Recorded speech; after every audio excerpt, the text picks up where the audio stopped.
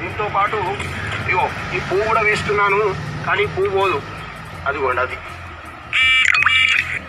అట్లా ఏం వేసినా కానీ పైకే తేలుతూ ఉంటుంది. అదే ఈ యొక్క రుద్రావర్తి కుండం యొక్క ప్రత్యేకత.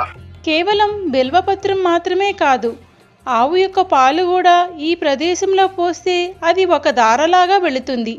ఈ కుండం యొక్క మరో విశిష్టత ఏమిటంటే భక్తులు శివునికి సమర్పించిన ఫలాలు కుండంలోనికి వెళ్ళి కొద్ది క్షణాలలో 1 లేదా 2 ఫలాలు తేలుతాయి. భక్తులు వీటిని ప్రసాదంగా స్వీకరిస్తారు. ఎప్పటి నుంచో ఇక్కడ ఉంటున్న స్థానికులు, స్వామీజీలు ఈ కుండంలో శివలింగం ఎక్కడ ఉంటుందో ఎవరికీ తెలియదు. అంతేకాదు ఎవ్వరూ ఇప్పటి వరకు చూడలేదు.